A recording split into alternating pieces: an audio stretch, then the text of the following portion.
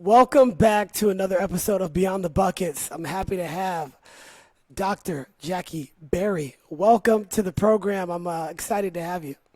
Oh my gosh, Chris, thank you so much for having me. I am so delighted to be here. Well, I really enjoyed our brief get to know you before we jumped on the call. But I like to start off with something a little spicy. I'd like to know something that most people, even if they know you, really don't know about. So if there's any fun facts, little secrets in your closet that you might have and you want to share with the guests, let's just break the ice right here. Yeah, so I think a lot of people don't know about me, and this includes my family, my extended family, meaning, and my friends, and anyone that works with me, because they're all of a different type and age bracket. They don't know that I'm a Twitch streamer. And that I'm a competitive video gamer. In fact, I have a match tomorrow. Really? I play Tetris Yeah. competitively, and the people that I play against are usually much younger than me. And and I've been playing for quite some time, and they are also usually male. Yeah. And then I just am jumping in there doing my thing. Like, well, there's no reason I can't have my own Twitch channel, and there's no reason why I can't perform. And as it turns out, it kind of works out, right? Like I play differently than everyone else because I've got my own play style. I don't do like the new style. I do like my style, and it works out. I'm competitive. I'm actually at the top of my division right now. Really? And how does one become top of the division in Tetris? I remember when I was a kid, it came out on the Nintendo, and then it came on the Nintendo Portable. I forget what it was called, Yeah. the little portable The device. Game Boy. But You're talking about the Game Boy. the Game Boy. That's it right there. Bring back that nostalgia. But it was definitely a fantastic game. I used to always get frustrated when all the blocks got up to the top. But so tell me about how you go about getting ranked, and just what brought you to Tetris. Yeah, so I'll give you a brief overview of the history of the game, and then like my part in it. So the game Tetris, as you said, it's been around since the 80s. It's very, very popular. It's a block stacking game. There's lots of copycat games that you find, in applications and stuff. And it started out, and one of the reasons it became so popular is because, and this is my limited understanding, you would get a free copy of the game if you bought a Nintendo console. So a lot of young kids, you didn't have to ask your mom for $50 for a cartridge. You could just play the game. So a lot of young kids started playing the game and getting really good at it. Well, so a lot of these young kids, they're now, 35, 40 years old, and they never stopped playing, and they are really, really, really good. Because like anything else, chess, any other game, you play long enough, you understand the strategies and the techniques to get to that next level. Sure. There's a world championship of Tetris. It's held in Portland every year. It's called the CTWC. I have visited that actually as a scientist. Because interestingly enough, although I started playing as a fan, I joined a laboratory, and we used Tetris as an experimental platform to study exactly what I said, because like chess, it can have a really, really long learning curve. Sure. And now that it has this resumed popularity, and with the advent of YouTube, which didn't exist, 20, 30 years ago, now a whole crop of younger people have come in, and they found even more techniques and tricks to get even to the higher levels. So now people are playing at levels where the amount of time that you have to respond, react, and place your block is about equivalent to the blink of one eye. Wow. It's amazing what, these quote kids can do, unquote. So for me, I joined a league, a Tetris league. I also tried to qualify for the Classic Tetris World Championship last year. I didn't make it. My score wasn't high enough. My qualifying scores weren't high enough. It was also interesting because it was online with COVID. And that was good because we got a lot of people from around the world that otherwise would not have been able to make the trip, right? Like getting the money to go to Portland and staying at a hotel for, 2-3 days while you did qualifying. There's kids in Indonesia, there's kids in, there's all over the world people are playing. So that's really nice. And it's a really great community. So long story short, I joined the league. It's ranked by your ability. And so in my division, I'm just having fun playing against all the guys. Wow, amazing story. And yeah, and my Twitch channel's Jack13 Berry.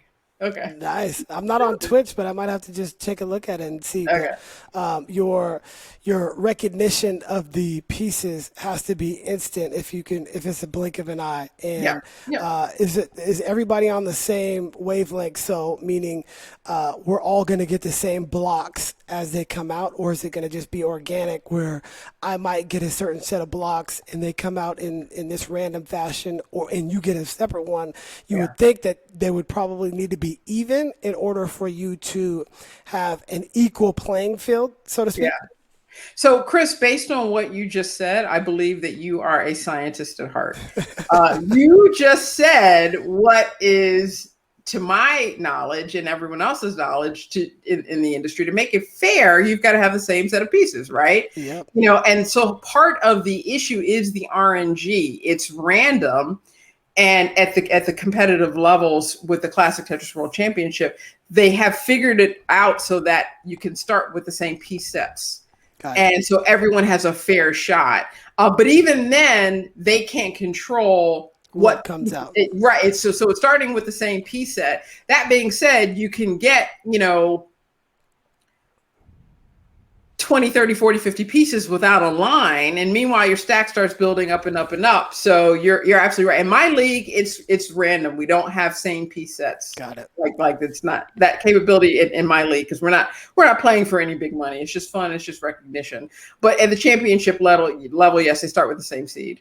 Wow, interesting. I never would have thought there was a whole world of Tetris players out there, but that's why I Look love it up. this. It's big in Europe. It's very big in Europe too. That's why I really enjoy this show, because you never know where it's really going to go. And you meet so many interesting people that have so many different interesting backgrounds. Like I would have never known that we would start it off by talking about Tetris for the first 7 minutes of the podcast. So that's pretty cool. You also have something pretty interesting as a doctor, but you were also a pageant girl growing up, and I think you hold the title currently. But let me know about that. That was interesting. That when I was doing my research on this show.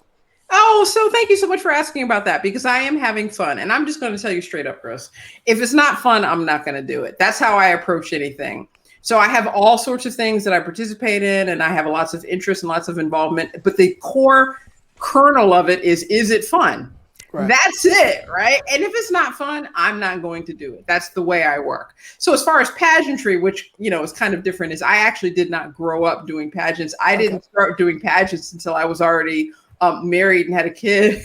And I just decided, hey, this is something that, might be challenging. Again, it's all about, and this is what my book is about, Find Your Carrot.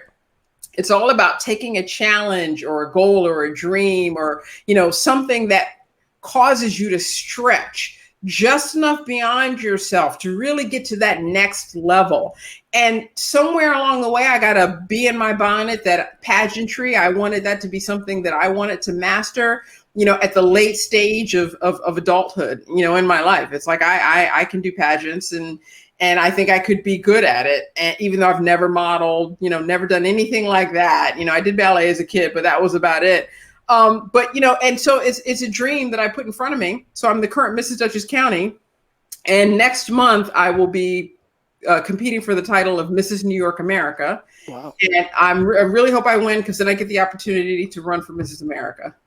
Wow, that would be really cool. That's awesome. That's an awesome story. And usually you're kind of brought up into that, but what was what sparked that? Was there somebody that said, hey, you should do this, you should try this? Because if you're not in a circle where they say, hey, you have to put yourself out there, but you don't really have any knowledge about it. So how did that come to the forefront? It's funny that you asked me that, and you're a really good interviewer. I've done a lot of these, because you know how to get to the actual nuts and bolts of what it is that causes someone to do something. We're skipping the charades here. We want to get to the nitty-gritty. You are right on. And so that's really why I wrote the book. I mean, not pageantry per se, just pursuing dreams, even if they look strange to other people. Most women that get into pageantry, particularly in adulthood, it's because they're getting in there with a friend. And it's like, hey, let's, do this pageant with me, and sure, it'll be fun. And, not me. Like I had never done a pageant before. It was completely out of the blue. It was completely random. No one has ever said to me, you should do a pageant. Right. For one thing, I'm not super tall, right? Like, so I'm more petite. So it tends to be for women that are tall. So no one has ever said to me, oh, you should do pageantry, or oh, you should do that. I just kind of decided on my own to do that. And so that was me finding a carrot to pursue. And I think the very first pageant I did was 2019. So in 2018 was when I joined the pageant world. And that was when I put that 6-8 month goal ahead of me. It's like, okay, let's get myself to be presentable. And you have to not just, look good and be healthy, and be engaging and be able to answer questions, but you also have to have a community platform. You have to do some service, right? So it's not, sufficient to have a nice smile and answer an onstage question. You have to give back. And I really appreciate that about the pageant community, because everyone thinks it's very, very shallow, and it's this, and I like the idea that, I don't have to. Someone actually said this to me just this Memorial Day weekend, Chris. They were like, "Oh my goodness, like you're a scientist and you're smart. It's really weird that you also want to be in pageants. Like that just doesn't mix." Like we were taught, this woman was someone older than me. We were taught like you had to pick one. Either you were smart or you were attractive, but you didn't get to both. And I'm like, right? Like who sets that term? Like I'm sorry, like I'm not gonna abide by that, right? Just where is this written in stone? Like, is this a commandment? Like, where does this even come from? So, I didn't have any friends in it. No one ever said to do it. It's just, you put yourself out there, and the reason I use the carrot, that's what a lot of people don't understand is that was my next question. Yeah. Okay. So you're right on it. You're like ahead of it, right? You're like that. And this is what you need for Tetris. Yeah. Why the carrot? Why the carrot? Yes, you have to be able to look ahead, at least one piece to play good Tetris. But the carrot is just this. There's an old management theory that says you can motivate employees either by threatening beating them with a stick or by dangling a carrot in front of them. So the carrot is the reward. The stick is the punishment, right? So people are caught in the balance of, oh my goodness, I don't want to, fail and be punished. And at the same time, oh, look, there's reward. And the theory is by the proper interaction or the proper application and balance of those two factors, you can motivate employees along. My theory is this: just look at the daggone carrot, okay? Forget about the stick, right? Because so many people get caught up chasing the stick. All they're doing is running from failure. Like all they're doing is just running, like, oh my God, like here's the boogeyman. Like, oh my, and yes, there are real dangers in the world. You don't want to lose your job. You don't want to get evicted. You don't want to lose your marriage. You don't want to lose your friends, and so on and so forth. But at the end of the day, most fears are just imaginary, and there's just this idea that, oh my God, there's going to be abject failure and everyone's going to laugh at me and I'm going to be standing on some stage, just like one of these naked dreams. Nobody is thinking about you like that. Like it's not even on that level. Like you're just exploding it in your head when it's not even that deal. So that causes this myopic focus on that stick. I'm telling people, take that focus and put it on the carrot. And the reason the carrot analogy is so good is because it should be just close enough for you to imagine biting into it, right? You should see it, you should smell it, you should taste it. If it's too far away, and this is the same thing with goal setting, how many times you get caught in the trap of, oh, I have the goal of doing this. Yeah, that's nice, but it's going to take you 6 years. You can't wake up anymore and think of that. You got to think about the next 6 weeks or the next 6 days or even the next 6 hours, right? Yep. So the carrot has to be close enough for you to see it, smell it, taste it, and imagine biting into it and crunching it. If it's too far away, you can't see that. And if it's too close, then it's too easy and you take it for granted. So you got to pick it far enough so it's just leading you along the path. You're just going down that pathway. So I tell people, pick goals in that sweet zone, that Goldilocks goal. Mm-hmm. If it's too far, you're going to get literally, like if it's too far, you're going to burn out, right? There's too many, there's not enough rocks in the lava. There's just too much between you, right? You're going to get burnt out, right? And if it's too close, it's like, that's a waste of time. Like, I'm not going to do that. Like it's cold. It's too cold. It's like, there's no passion. There's no excitement. It should be just far enough for you to be like, oh yeah, I can have that. I can see it. I can smell it. I can taste it. But if it's too far, You're going to burn out, trying to get there. And if it's too cold, it's just not going to work. So that's why the carrot. For sure. Well, there's a couple things that I want to dive a little bit deeper on because this is beyond the buckets. Yeah. The first one is you touched on it briefly, but everybody is the star in their own action film. Yeah. And so the things that you think that are out there in the ether are not really actually there. People are not really concerned about your problems, your issues. Yeah. Nobody really cares. And they don't really care that you might be going through this or that. It's really all internally pushed out to that world, and that's why it feels like you have, and one of my undergrad degrees in psychology, you get this syndrome where you think the whole world is watching you. They're really not. They're really not. So I think that's an interesting point. I used to play golf, Chris, and you know this as an athlete, right? I mean, just 3 sports is amazing. I didn't play any sports like that. I did track. I did whatever, a little bit of ballet, like I mentioned before. But as an adult, I played golf, and I was always worried when I had a really, really bad score. I was like, oh my God, I got a 14 on this hole, blah, blah, blah. And then I 3-putted, blah, and then it's like, after doing it for a couple of years, nobody cares, right? They're thinking about their own score. They don't know the 14 or the 10 on your card. Like just forget about that, right? Like it's not. Now, if you do something amazing and shoot a 37, then their eyes are going to go wide. But so that's what you should really be focused on. You should be focused on amazing them, not being embarrassed in front of them. Yeah, for sure. The other thing that I wanted to touch on is you talked about the carrot being just in the right place. And for some people, when they actually get the carrot, they think that it's over. And now you have to get another carrot to put out there. So many athletes, they win a championship, or you close a huge business deal, or you in particular, you write this great book and you're helping so many people, but then what?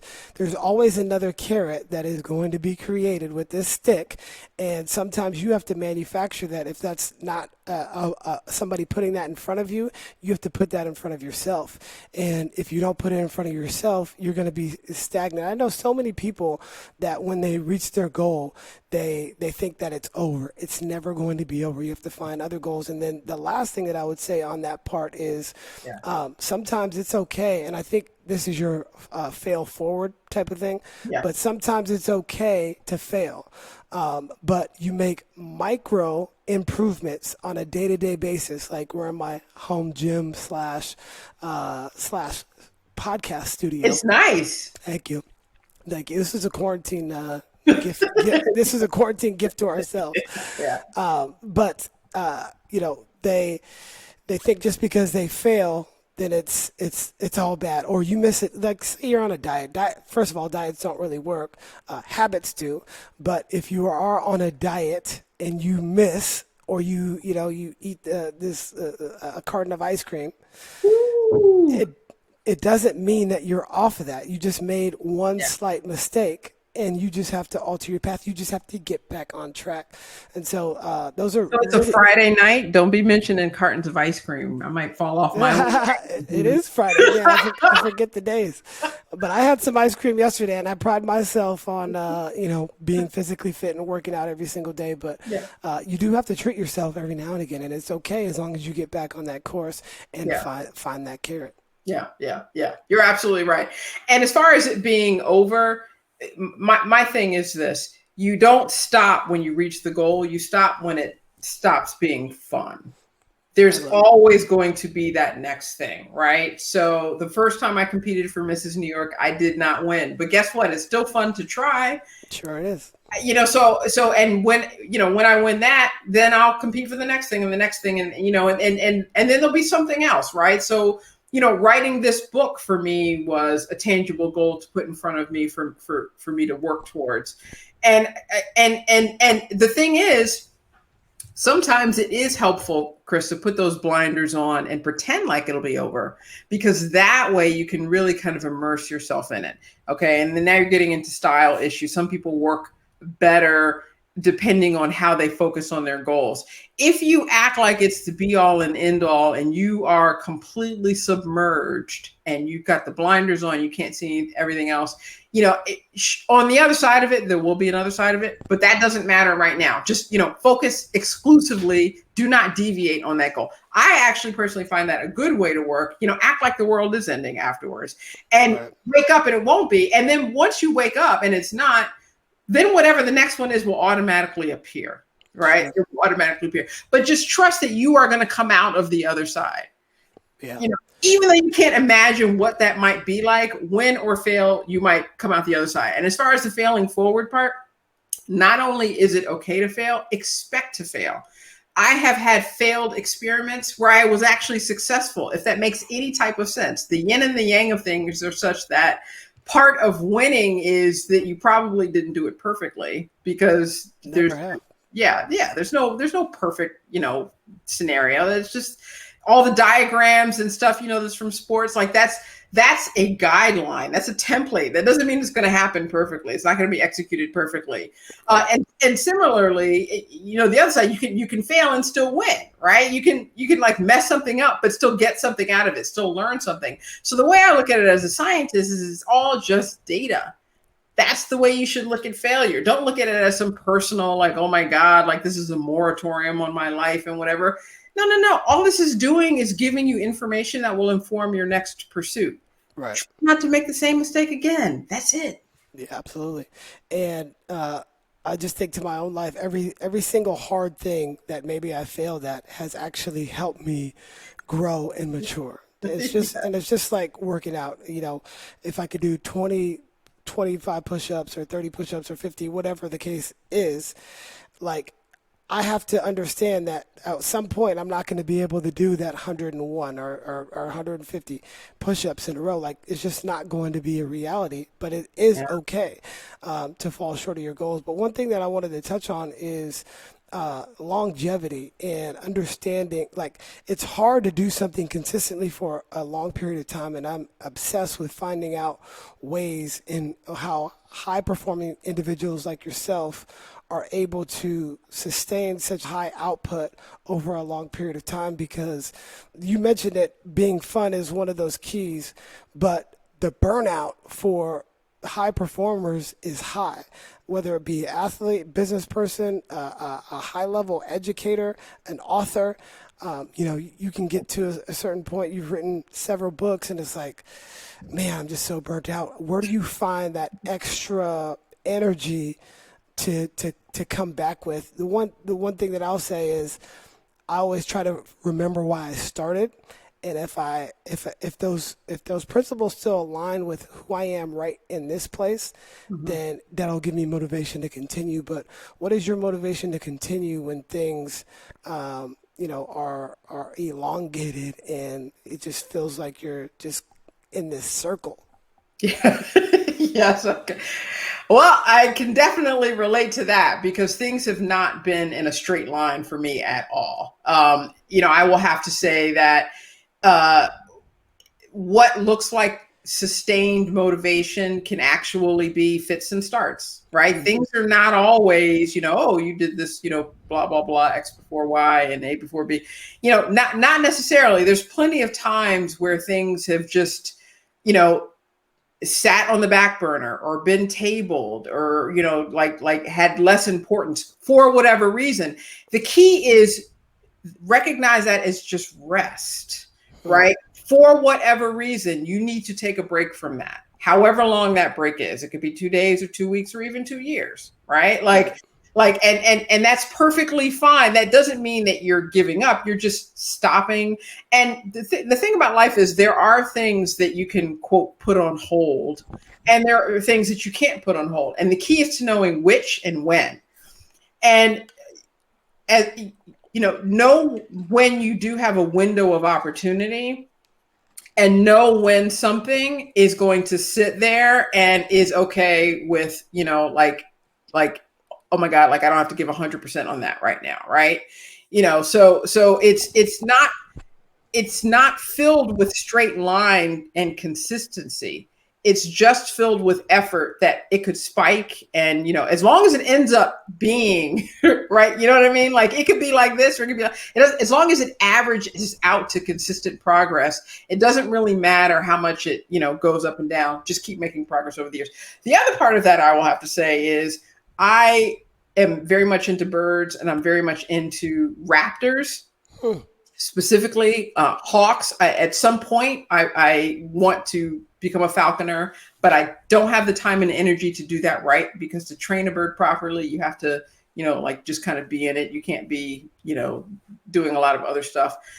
And you got to understand that in that world, as an apex predator, and even on the ground with lions, the success rate for most predators is about 10%. Right behind me there. Yeah, there you go. Oh, I see the lion. Yeah. So that means that 90% of your pursuits are going to fail. Right. So it's not your fault. That's just the nature of being an apex predator. Right. So it's like, once you realize, it's like, okay, well, I'll get the 10th one, the 11th one. Like that's it. It's just a matter of, it's not a 1-to-1 ratio. My God, I wish it were a 1-to-1 ratio. Every time I tried something, I was successful and I got exactly what I wanted. No. So, and predators, and they just move on. They don't sit in the tree and be mad. They just hunt for the next thing, right? The lion is not, he's just, okay, well, that one got away. I'll just try for the next one. And, there's nothing personal, so whatever else.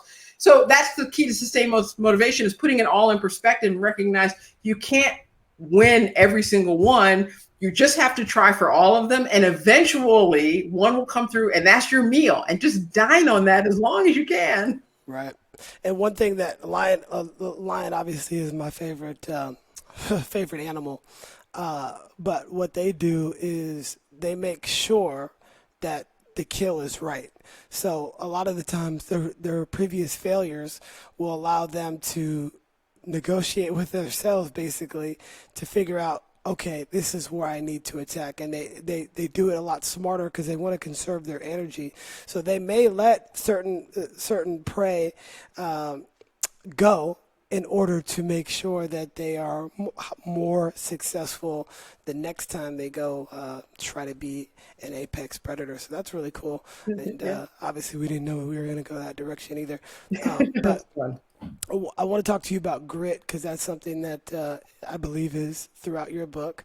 And somebody recently asked me if there was what is the negative about you and what is the positive about you. And the positive that I said was gritty. If you had one word to describe who you were, and this was a conversation I had about a few weeks ago with some close friends and family, and that was the one word that I said, gritty.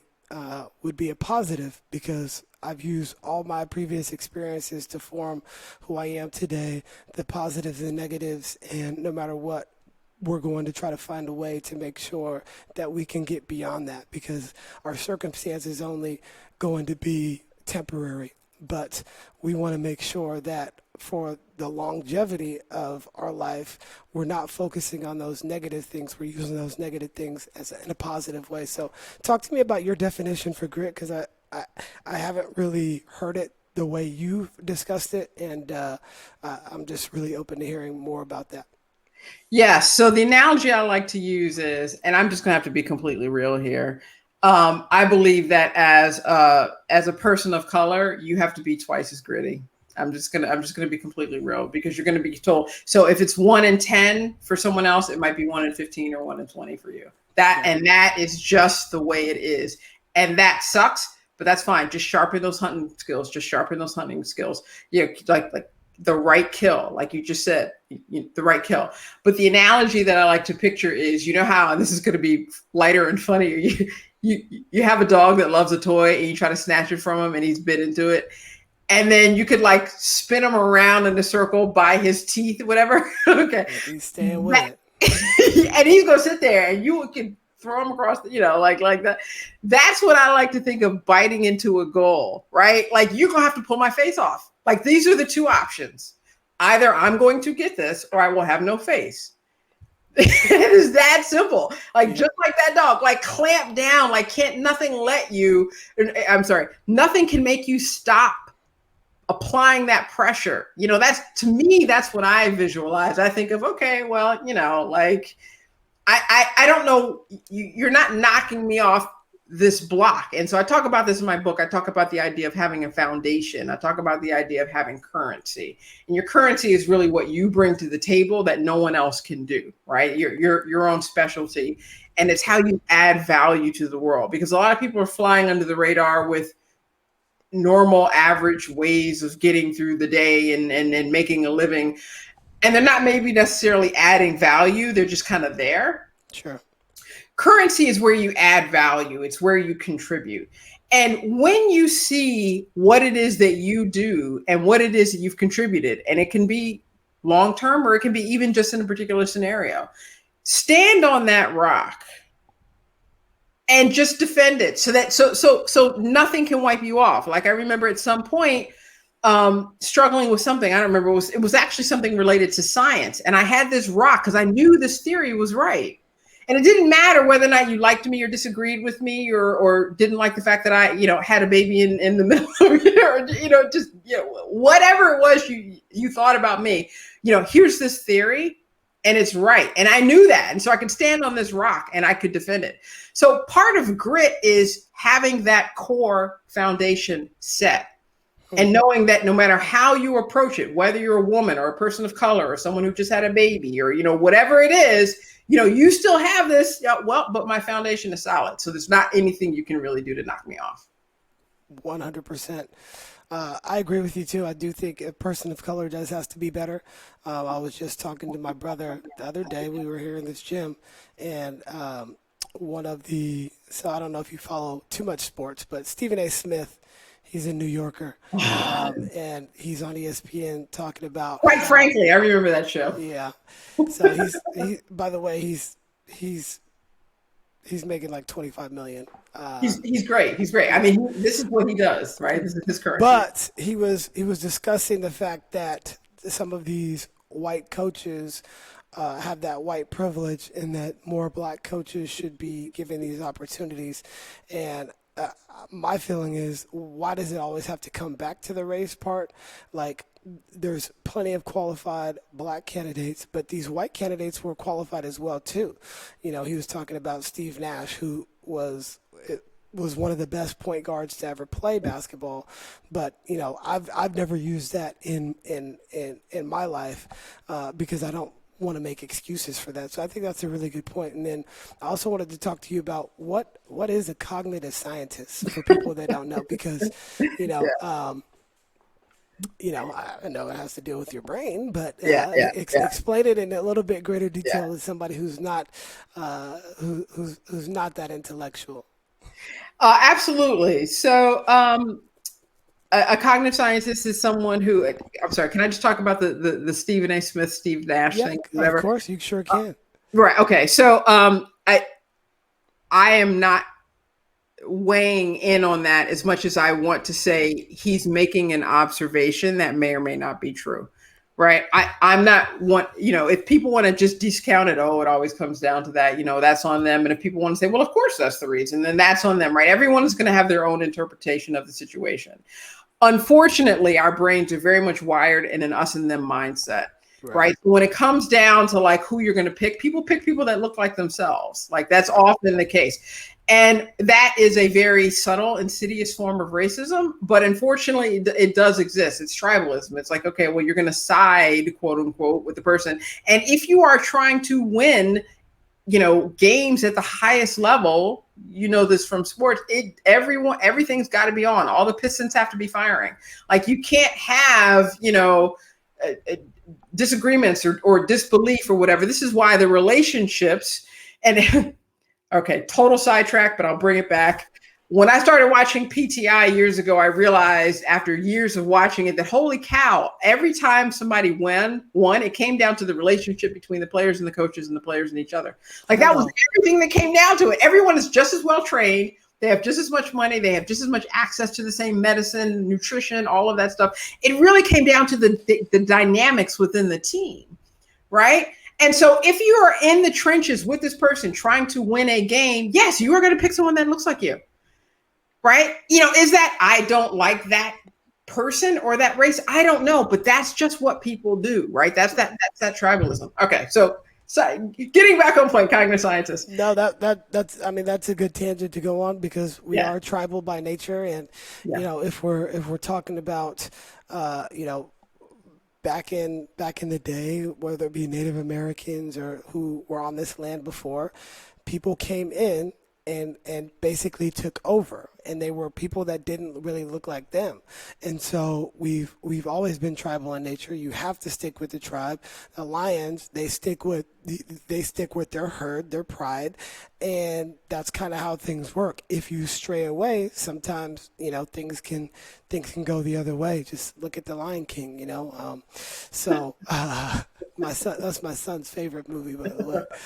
Cute. But yeah, so we could continue talking about that, but you can go on to being a cognitive scientist. Yeah, I study visual perception and how people learn, and it's human factors. Human factors is basically you put someone in a situation, how well are they going to perform based on what human beings are capable of? How much, can they pay attention to at a time? How much is going to distract them? What is the most efficient way for them to be approaching a problem? And I specifically study human computer interaction and how people perform tasks on the computer, how they switch between them, how they switch between different interfaces. And I've been doing cognitive science for a long time. I got interested in it. I knew I wanted to be psychology, Chris, but I knew that I also did not want to be a counselor per se. Like that Right. was I knew I didn't want to do social work, but I knew that knowing how the brain worked would be basically the window to knowing literally everything else. Even something like physics, that's nice, but it's still interpreted through a human brain. Right. Physics or not, like it still had to right, like God didn't give us this tablet, like someone had to still write it down. So if you know how the brain works, you know how people work. Yep. And so I took this class that really studied really talked about the nuts and bolts, like how much can we hold in memory and how much visual information can you process, in the span of a second, and how much auditory information and all of that stuff. And I was instantly hooked. Mm, Instantly. I love it. And talk to me about being a techtrepreneur, right? I think that's what you call it, but tech entrepreneur. A tech entrepreneur. Yeah. Yes. So I have I feel like I want to talk about you more. We could talk. We could I'm talk about me, but this is an interview with you. But if you, hey, anything you want to know, I'm an open book. So Okay, so I started this company based on an algorithm that I created to help people learn. Because I do study learning and because I do study the learning curve, I believe that I can short circuit the learning curve by providing the right feedback. Without going into too much detail, because I do have a patent pending on my technology. yeah, keep that keep I, that quiet before you go yeah, on Shark Tank. Before yeah, you go on Shark exactly. Tank, keep it quiet. Zip, zip, zip. I believe I have a way to bring to the world a whole host of ways to learn. I'm sorry, a way to learn tasks that are computer based, manual, visual tasks with the computer that you can learn them faster with my technology that I've invented. That's as far as I'm going to go because I don't want to jinx it. One thing that I always really wanted when I was growing up was, I was very into music and, in particular R&B music. But I still to this day, songs that are played when I was growing up, I can still recite. And so I always thought that if somebody were to put history books or language arts books or anything that relates to school in a music form, it would make me memorize it much easier. So I'm not smart enough to put that together, but maybe your scientist brain can figure that out. But I was just thought if you were able, like, think about songs. Like, you could think about any commercial right now, and you Yeah. probably know the Geico, and you probably know the Allstate. You probably Yeah. it Yeah. stays in your mind, and you really don't even want it to stay in your mind. Yeah. So I always felt like if they were able to do that with school textbooks, I would be so much more intrigued, whether that be, melodies or whatever. But if you put a whole textbook in that form, I think I would be really, really good at memorizing this stuff. Because most of the stuff that we learn, they just kind of want you to memorize anyway. So if it's Yeah. all about memory, you put Yeah. it in a music form. I can recite this way back. And just Yeah. a side story, if you want to know about me, my first job, 16 years old, my mom goes to get this job at the Winchester Mystery House. It is a national treasure, but as a 16-year-old, I would have to give hour-and-a-half tours to infants all the way to 80 plus, and everything in between. So I would have to understand all of this stuff, and that's where my memory comes in. So you talked about the Tetris. I've always been able to kind of memorize something and then put it together or put my own stamp on it.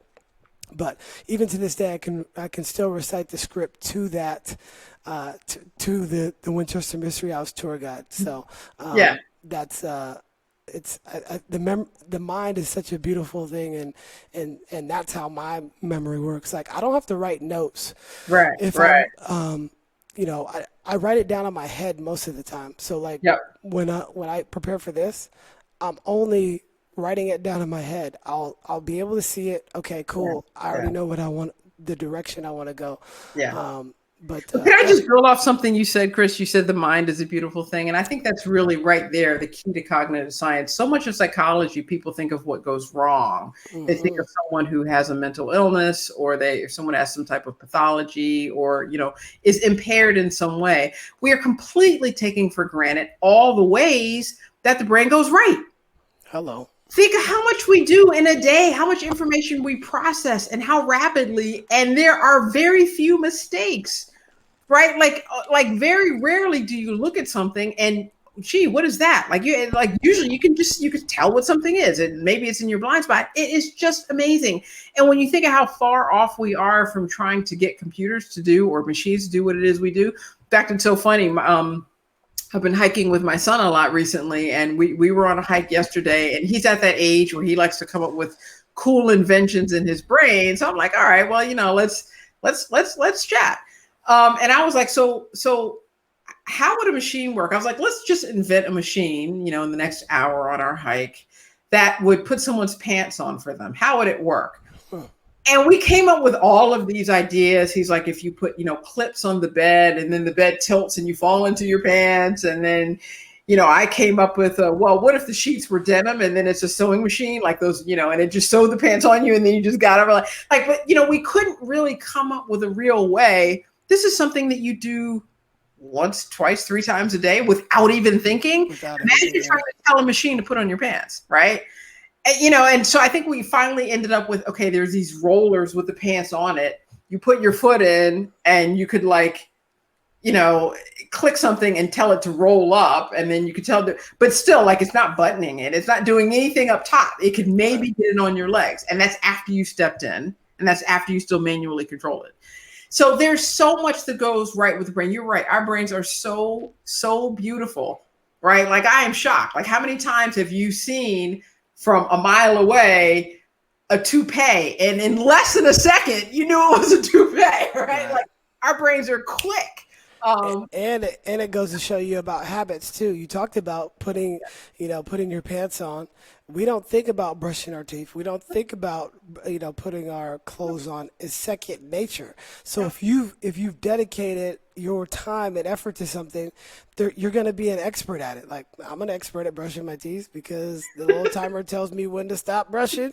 I know how to put my pants on because you don't even have to think. And so, Yeah. if people would put the time in, it would be so much easier because you do it every single day. I floss it looks like you floss too because you got great teeth, but I floss every single night. My wife was like, "You floss every night?" Yes, because when I was in college, I didn't have health insurance at the time, and I couldn't go to the dentist for those 5 years, and my teeth were really messed up, and I was determined never ever to have my teeth that way, and so that's why I take care of them so much, Yeah. Yeah. because and now it's a habit. Yeah, yeah, So yeah, yeah, and that's also part of being a cognitive scientist. It's literally anything you learn could become a habit, right? So language is very, very beautiful and very, very specific to humans. But when you're learning a task, right, whether it's and this also led to me writing the book. I just want to talk about my time in Egypt for a little bit because this is really what inspired me to write my book. As a professor who's teaching this exact topic, which is how to go from being a novice at a task to being able to do something automatic, that it's everything follows a basic learning curve for the most part. And so I told my students, by the way, kids in Egypt are just like kids in America. They all want this, it's just they're just good kids. right. And I didn't want to teach them by having them write some dusty old literature review, right? Just like I really, really wanted them to capture the spirit of the project. And so what I had them do was pick a task, something you want to master. And over the next 12 to 15 weeks, right, over the course of the semester, master that task. And then at the end of the semester, I want you to write a case study explaining how you mastered that task and plotting the trajectory of your improvement. So every week you have to check in with me. You need to report 3 different metrics, right? Because this is not just pie in the sky. Oh, I got better. No, the key to improvement is setting goals that are specific, measurable, actionable, the SMART and, goals.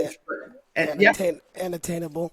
Attainable, yep, relevant and time-based. Yep. So you need to every week give me metrics. Here's where I am this week. Here's where I am. Have 3 to 5 metrics that you give me. Apply the class material, what we learned from the textbook, to your learning, and just plot this. And so at the end of the semester, you should be able to give me a roadmap if I wanted to learn that same goal. And the beauty of it was, and this is why I say kids are kids, they pick the same things that American kids would pick, right? This is a very religious society. The call to prayer happens 5 times a day. My students would tell me, I might be late to class because I had an evening class for this one. The sunrise or the sunset is changing and I have to pray before class. So pardon me if I'm a little late. And I'm like, that's fine. We'll be here. Right. Come when you come. But they still want the same things. I had a kid. She wanted to learn how to hit free throws, and she wanted to master that task. Yep, over her 12 to 15 weeks. I had another kid. She wanted to learn how. I'm saying kid because they're kids to me, but they're young adults. Touch typing. She'd never learned to type properly and didn't want to hunt and peck anymore. I had another kid that wanted to learn how to do magic tricks. So when she went to her kid's birthday party, not her kid's, her nephew's birthday party, she could do tricks and entertain all the kids. I had another kid that wanted to learn how to cook. I had a girl lose 25 pounds. I had a girl, she wanted to learn how to do 4-minute planks. Now, you and I both know how hard a 4-minute plank is, right? She did it. She did it. She started out with like 45 seconds, 30, 45 seconds. By the end of the semester, she was doing 4-minute planks. There's our habits. Right. I had a girl doing like deadlifts. I mean, we're talking scarf. We're talking, these are Egyptian, and they wanted the same thing American kids wanted. Wow. And when I saw them get nurtured under this guidance, and particularly when COVID hit, and the class stopped for 2 or 3 weeks while things got sorted out. I got sent back to the United States. Their classes got suspended. The university closed down. All sorts of stuff happened. A lot of my kids said, I really use this class as a life raft because as much as I couldn't see my friends and things were uncertain and I couldn't go to university or whatever else, I still knew I could practice your skill. Right. And that kept me going. And I was like, you know what? There's a book in here. Wow, I love it. That's a great story. And the one thing that as we close, I wanted to know how you find balance being a wife, a mother, an entrepreneur, an educator, all of these different hats, author. How do you manage all of these buckets in your life and and really like divide your time most efficiently to benefit everybody around you and you're still really present. So I would love to know any hacks you have for your life balance. Yeah, so the answer is that I don't. The answer is the plates are spinning, right? I've got plates spinning and I'm running between the plates. But the key is this, it's because I love it, right? And so that I don't want to let it fall. Sure. So I will be there when I need to be there and when it needs me to be there. I love being a wife. I love being a mom. Like the conversation about the pants with my son yesterday was fantastic. I loved writing this book, and talking about it is great for me. I love playing Tetris. I love, all of the stuff that I do is all from my heart. So it's not a matter of, okay, let me do 92 minutes per goal per, like every day. Like, it's not that structured and whatever. It's like sometimes things slide and sometimes things are right in front of me, and I just do my best to go between them. And I'm not going to be perfect, and Sure. they know I'm not going to be perfect. Right. Right? Like, I'm going to make mistakes, but I'll get back on the horse. Yeah, I think for anybody listening that it may hopefully help. It helps me. Is just like when we get on this podcast, I'm only focused on this task only. I'm not focused on anything else. I don't want anything else in my mind. I put my phone away and on silent to make sure that I can stay here in this moment. And once this moment is over, then I can go to the next task, which happens to be working out. And so I got some time before I have to leave, but I'm gonna make sure I spend that time doing that. And then when it's hanging out with my kids, it's being in that moment only, not figuring out what I have to do later. And that's really helped me be more mindful of all the things that you have, because you can get so busy and stressed out and try to put these things. But really, you hit the nail on the head. There is no balance. There's not going to be a balance. You're basically slicing up the pieces of the pie, and right now this piece is going to get the majority of my time. Later on, this piece is going to get the majority of my time, and if I'm doing this, you're going to be neglecting something else. But as long as you spend that quality time, you will be just fine. Yeah. We're on the same page with that, Chris. We're on the same page with that. And I really appreciate everything you do. I just want to say thank you so much for having me and for allowing me to get to know you, because I feel like I know another beautiful soul in the world. That's so nice. Well, and that's one of the other positives, and I know you have a lot of stuff that you talk about during the quarantine. That's one of these positive things. Like, we're getting ready to launch our episode 100, and I know you just started a podcast too, so that's really cool. I want you to plug everything in just a second, but having these conversations with people that you would have never met if life kept going, I would have never started this podcast last April. So it's been 14 months since I started this podcast, but I've met so many great people like you. So whenever I'm in upstate New York, I'm definitely going to reach out and Definitely. contact you. And same thing, if you ever come to the Bay Area, great. I would love to host you or your family or whatnot, because that's really what this is all about: bringing people together with genuine, open, long form conversations. And you'll see that we're much more alike than we are different when people can really have conversations like this. So I've just really appreciated it. I appreciate the work that you've been doing. You're a servant leader, and you completely get that when you talk to you and get to know you even more. So I appreciate you just as much. Thank you. Thank you so much. This is the plug version of the show. So anything and everything, whether it be the book, the podcast, any speaking engagements, you're a dynamic speaker. I've got to look into some of the things that you've been doing. I would love you to come speak to our organization one day. But yeah, so tell everybody where they can follow you. Any plugs that you got, go ahead and do it now. Absolutely. JacquelynHBerry.com is my website. You can subscribe to my newsletter. You can look at my videos. You can look at my podcast. You can look at my blog there. On Twitch, I'm Jack13Berry. Like Hey, you can see my Tetris play. I'm not the greatest player in the world, but I have fun and I think I'm competitive. You can also find me on Instagram at JacquelynHBerry. You can find me on TikTok at JacquelynHBerry, and you can find me on YouTube at JacquelynHBerry. And I was looking for a copy of my book so that I could actually show a picture of it. It did just get released. and you got to send me a copy. If not, I'll make sure I buy it. Where can everybody buy the?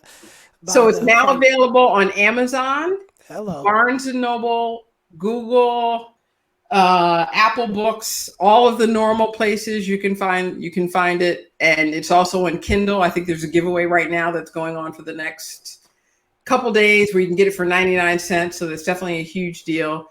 So, definitely buy my book, JacquelynHBerry.com. And you can also send me an email at hello@JacquelynHBerry.com.